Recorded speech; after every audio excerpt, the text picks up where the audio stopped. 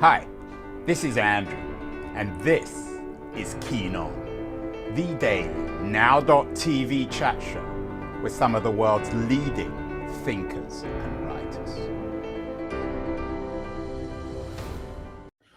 Hello, everybody. It is Monday, March the 25th, 2024. Yesterday, did an interesting show, our weekly report on tech with my old friend Keith Teare. The author of That Was the Week newsletter, and we talked about how perhaps big tech might be getting even bigger. We discussed the news that Microsoft now seems to have acquired Inflection AI, one of the billion-dollar AI startups, and appointed the CEO and co-founder of Inflection AI, Mustafa Suleyman, who was also a co-founder of DeepMind, as their head of AI. Mustafa Suleyman was on the show last year, as an interesting book.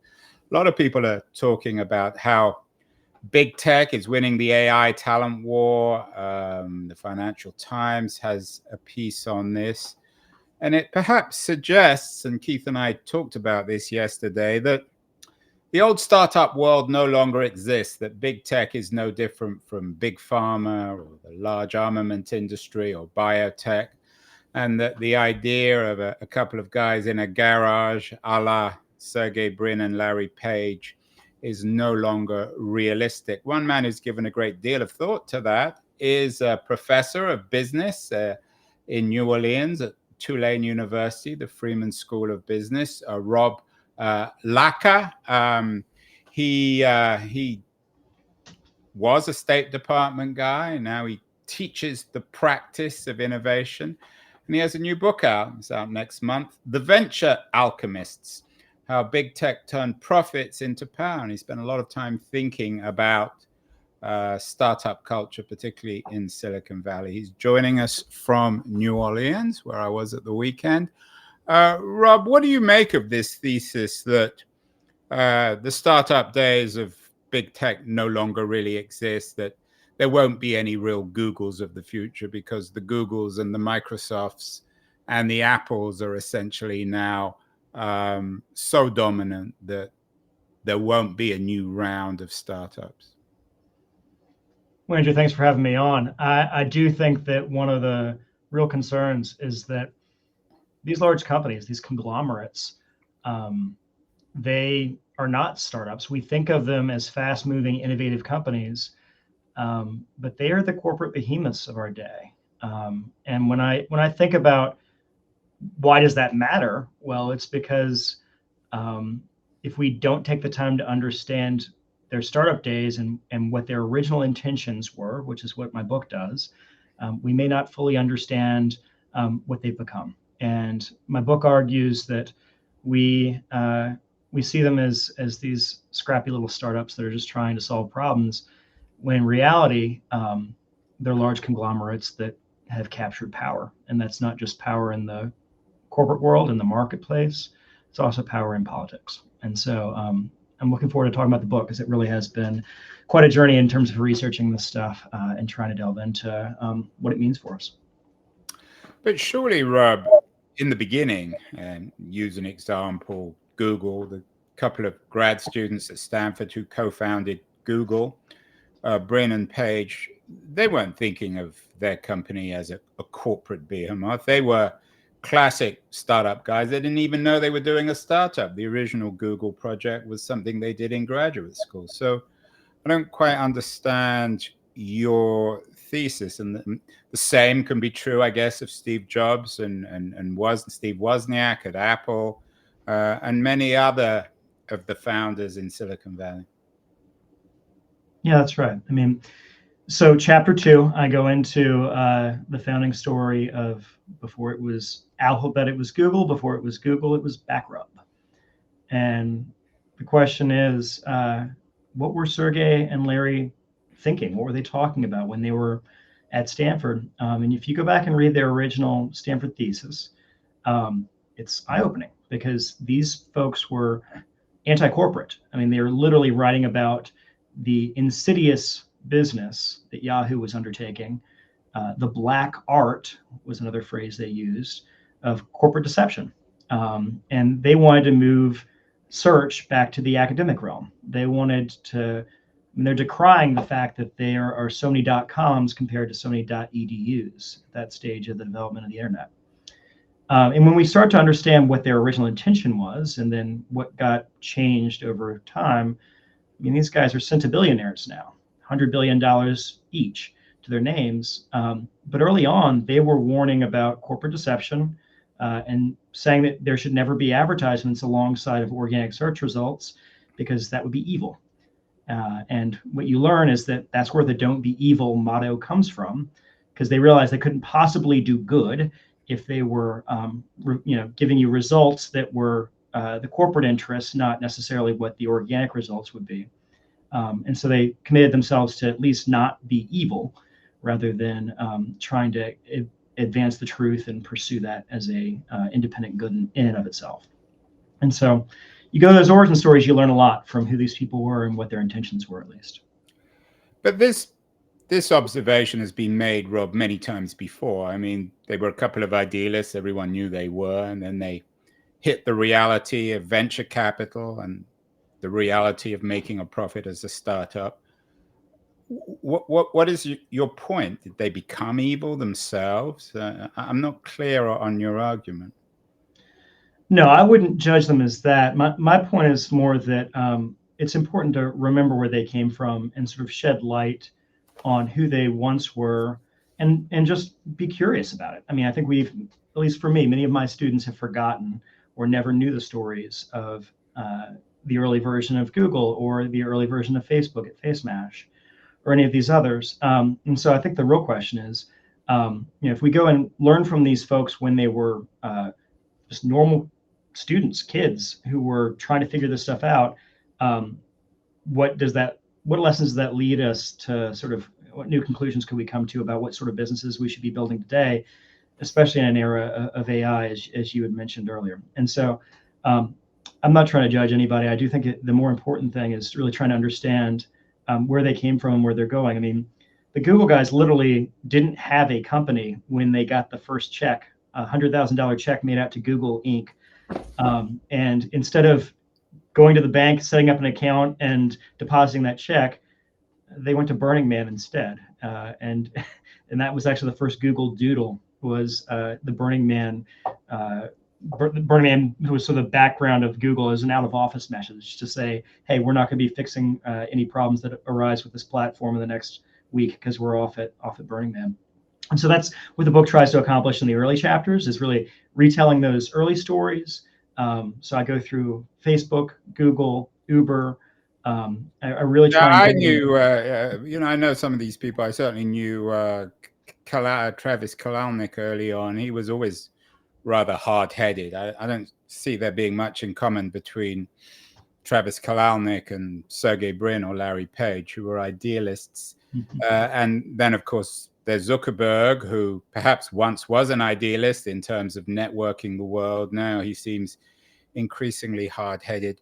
So what's the thesis in the book? Are these people who have been corrupted by money? That's some critique of Google. Although even the two founders of Google are quite different. It seems as if Sergey Brin is still somewhat of an idealist, whereas Page is slightly different. Are you suggesting that these people were corrupted by the profitability of their businesses? No, I'm suggesting that they're just human. And that's the revelation for me in trying to really delve into their stories. And again, I wrote this book for my students so that they would understand these are not superhuman entrepreneurs that were out to fulfill some destiny that was predetermined. These were just real people who were making real choices. And some of them struggled with those decisions, and they felt those ethical lines that they didn't want to cross and maybe did anyways. There were trade-offs that they made. And some of them set out to create platforms that they knew would be dangerous and did it anyways. I mean, one quote that I had never heard until I really delved into the research, but that really opened my eyes, is one from Peter Thiel, who, again, the earliest investor in Facebook. He'd warned in 2004 that, quote, the price of abandoning oneself to such an artificial representation is always too high, because decisions that are avoided are always too important. By making people forget that they have souls, the Antichrist will succeed in swindling people out of them. So Thiel wrote that in 2004.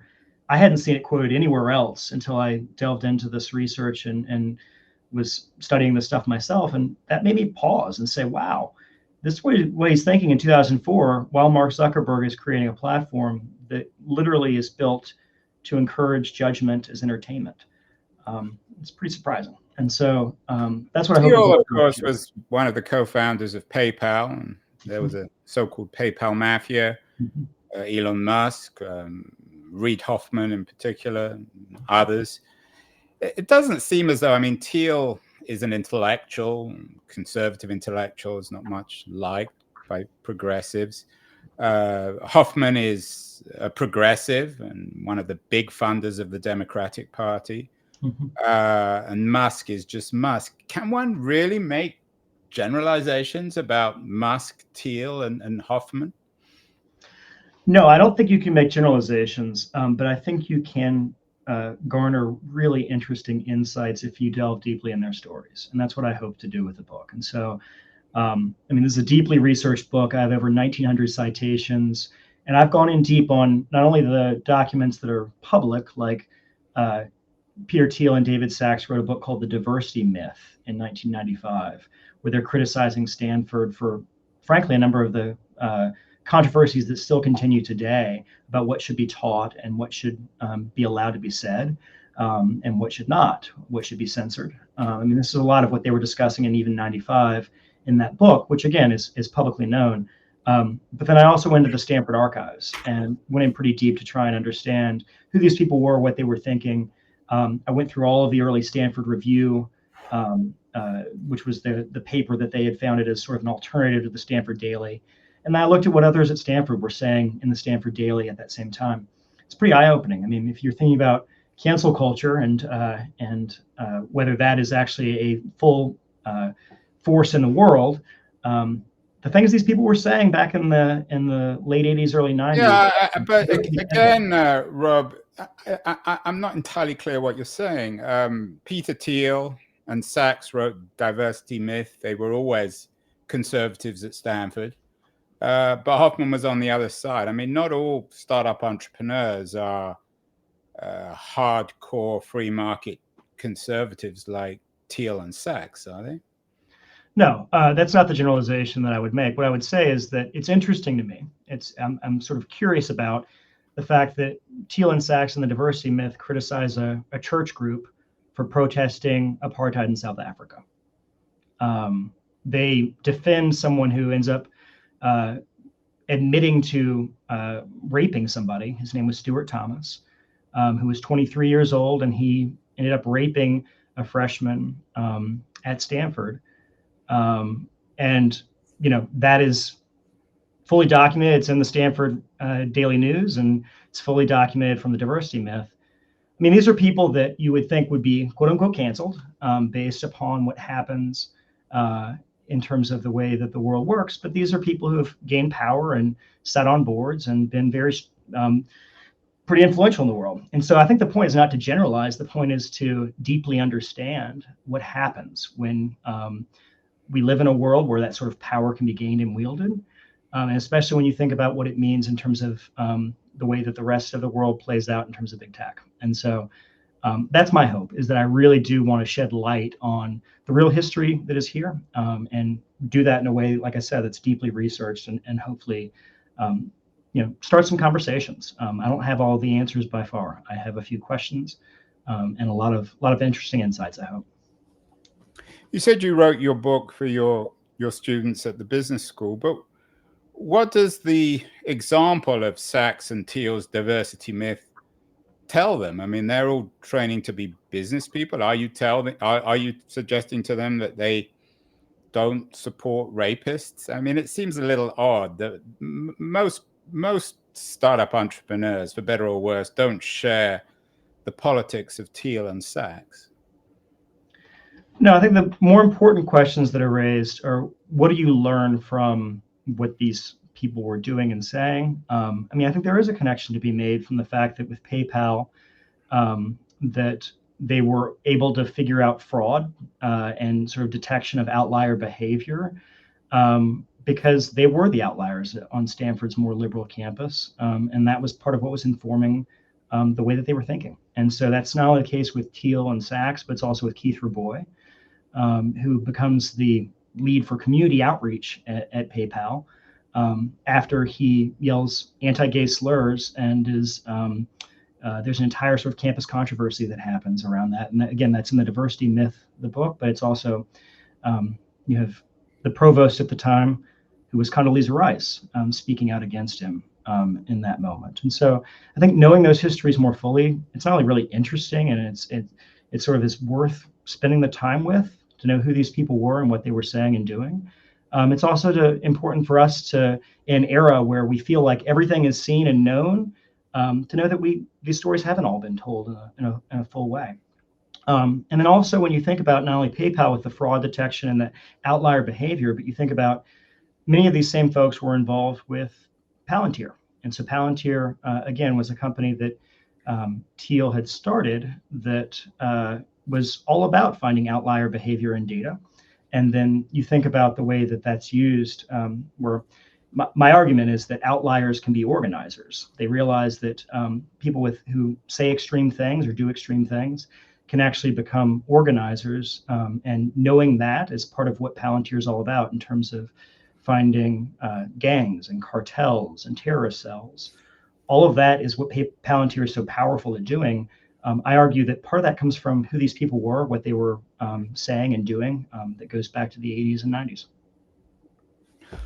What about the counter models, though, to Thiel and to Sachs?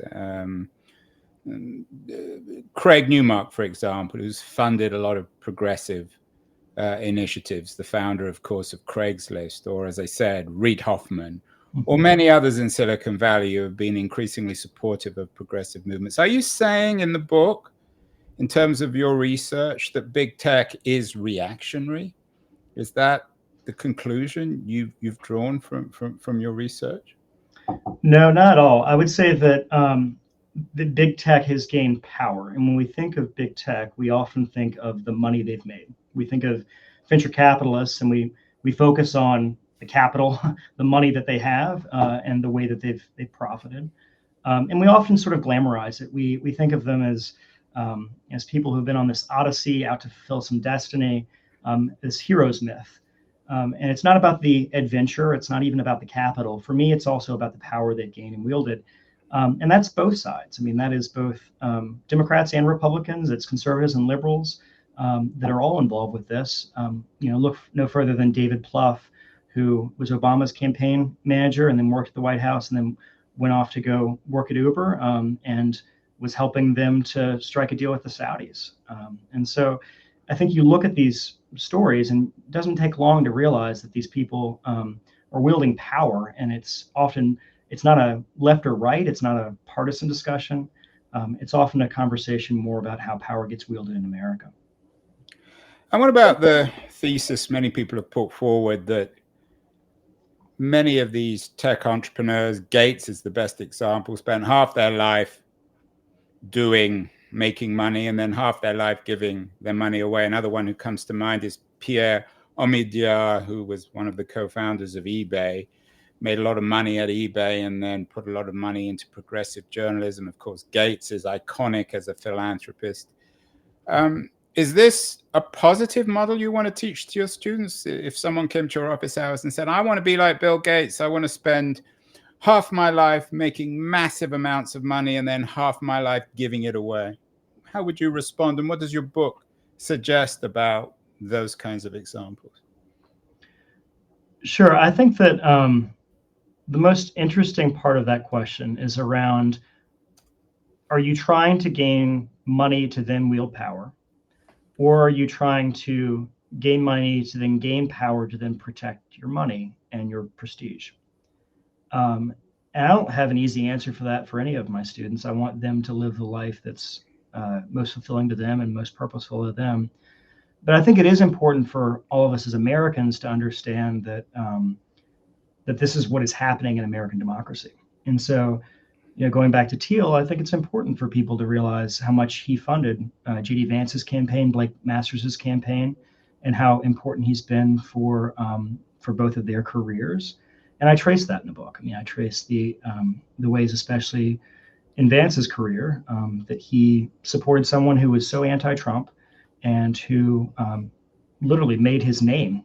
He changed his name from J.D. Hamill to J.D. Vance when he got married, after 2 years before he wrote Hillbilly Elegy, or before it was published, and after he graduated from Yale Law School. And he then ends up being a never Trumper and espouses that view pretty adamantly, and then completely reverts on that. And with Thiel's money through his super PAC, is able to go from last to first in the Republican primary, and then win his election. He's a U.S. Senator. And so I think those trends are most important for us as we're thinking through what does it mean for all of us as citizens, and then especially for my students who want to create great companies.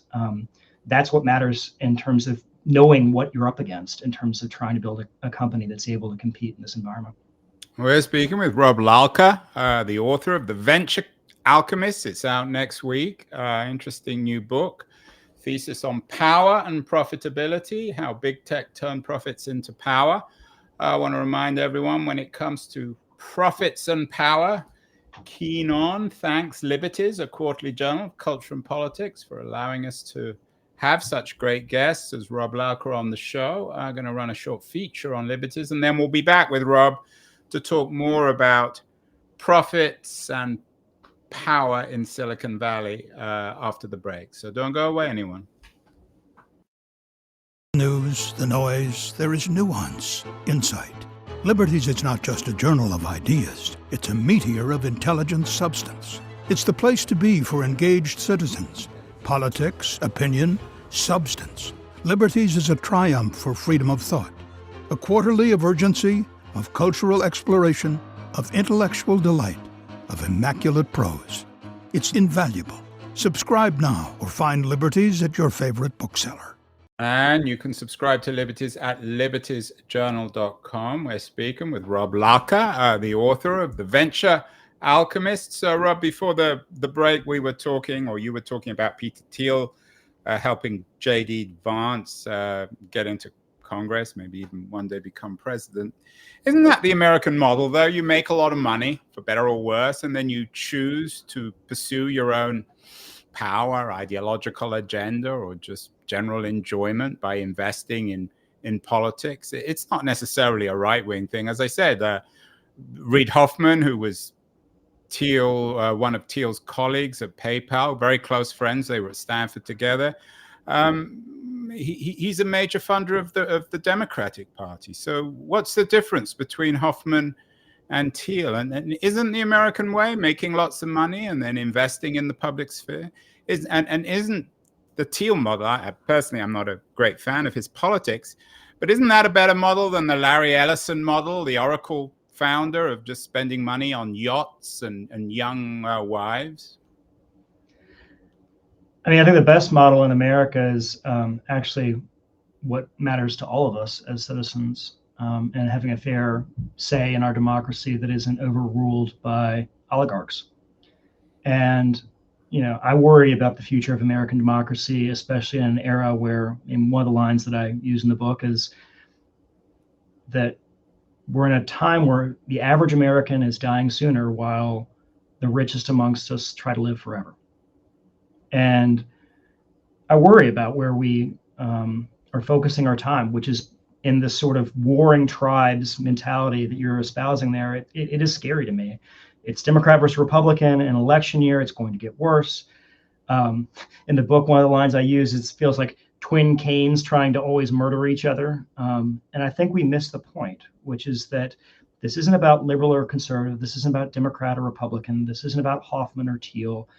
It's about real human beings that are making real choices that make it so that the rest of us don't fully understand the power they're wielding and the way in which that takes power away from the rest of us. And so that's my hope, is that if people read this book, they start to understand the way that power is being wielded and the way that money is working in our politics, and the way that it's influencing even the basics, like what we see through the feeds in our phones.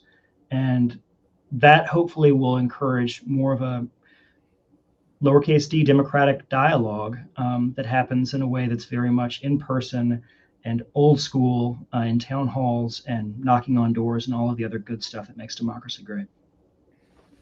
Is this, Rob, a political problem or a problem of Silicon Valley? I mean, a lot of the issues you're talking about and money and politics got nothing to do with Silicon Valley. Sure, the entrepreneurs of Silicon Valley make a lot of money and then some of them siphon it into politics, but they're certainly not the first to do that. Are you suggesting that the reforms in America need to be at the structural level of taking money out of politics? Are you suggesting that the state should aggressively regulate big companies? One of the big stories last week was the attempt to regulate Apple, a major antitrust case against Apple. Of course, there's a lot of antitrust cases now going on against Google and many other cases against Facebook. What is the fix to the problem that you're observing in your book? I mean, I think all of us, unfortunately, don't give credit enough to quote unquote ordinary people. And that's part of what I talk about in the book, is that I want ordinary people to be recentered in this conversation. I actually go back and I interview the folks who had the early warnings about Facebook in particular, but also many social media companies and many of these sort of early big tech as they were emerging. I go back and I interview them because they were warning about some of these concerns in college newspapers in 2004, 2005, 2006. And I was able to find these people. I interviewed them, and that's actually how I end the book, is I asked them, what would you do if you could change things? Some really illuminating perspectives that come from that. And I think that that's an important place to go to try and find answers. I don't have all of the answers in terms of what we should do in terms of regulation or in terms of trying to get money out of politics. I do think that the more that we can trust in normal people, ordinary Americans, to be able to come up with answers, the better off we'll be. And I think that a lot of folks doubt the intellect and the curiosity and the decency of most of America. And I think that that's part of my book, is really trying to say, you know what, these people who have gained so much power shouldn't be the topic of conversation so much. We should learn about how human they are, how flawed they are, and then we should try and understand what it's done to our world, and then take some of that control back. As I said at the beginning, you teach at the business school at Tulane. You're a professor of practice. And the kind of thesis and some of the things you're saying, I've heard many times before, but they tend to come from people in philosophy, history, literature departments. How does your thesis go down in the business school? You sound to me as if you're just anti-business, because the reality is, for better or worse, business creates wealth.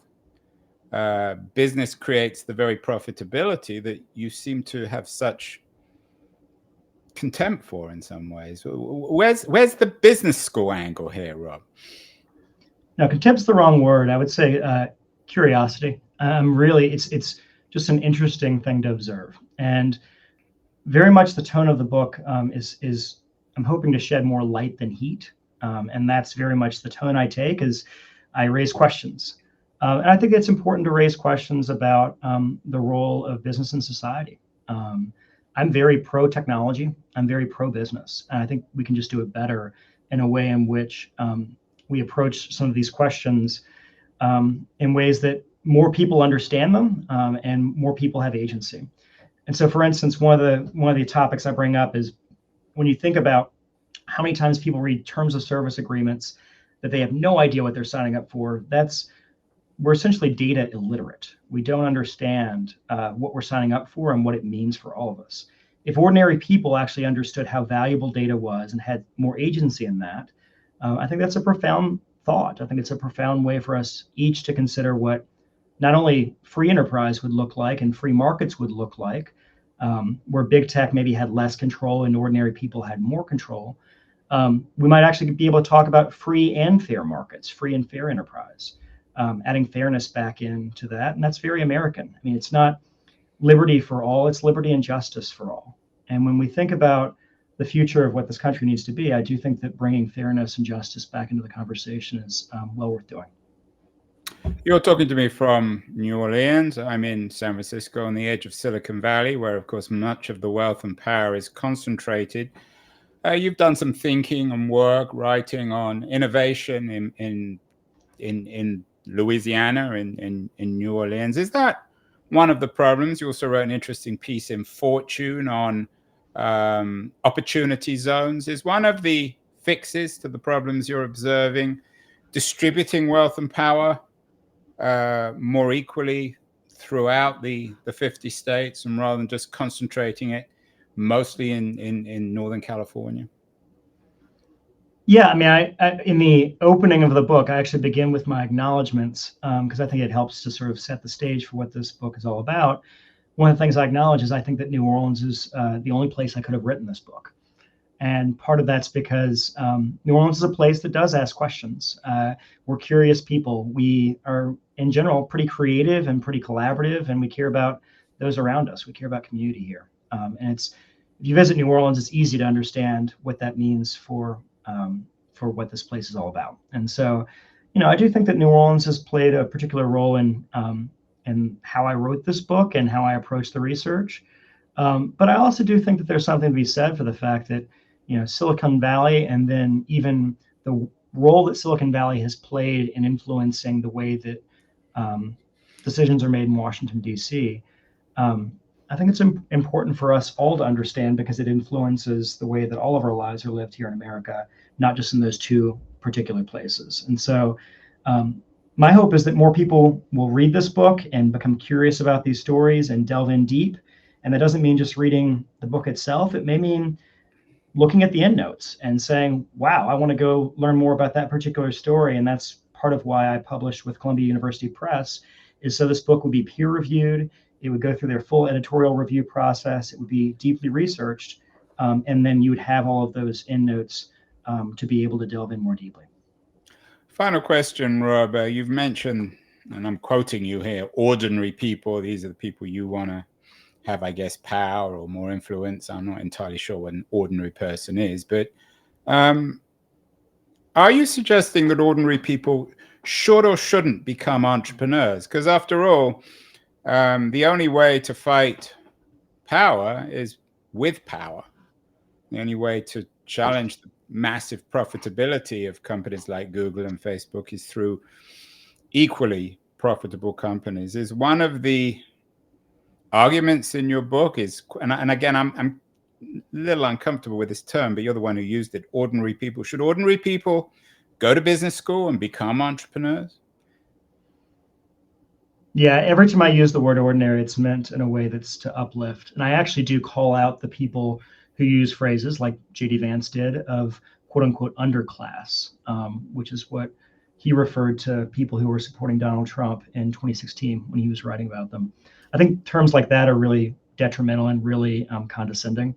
Every time I use ordinary, it's meant to uplift and meant to really celebrate that there are amazing people all across this country that are creating great businesses that frankly don't have access to the resources and the opportunities that some of the people in this book did. And they may not if they continue, if things continue as they are. And so, for instance, every time Uber calls somebody who's an Uber driver an entrepreneur or a small business owner, I want people to think twice about that, because when we look at who actually benefits from that work, that labor, often it is the corporation.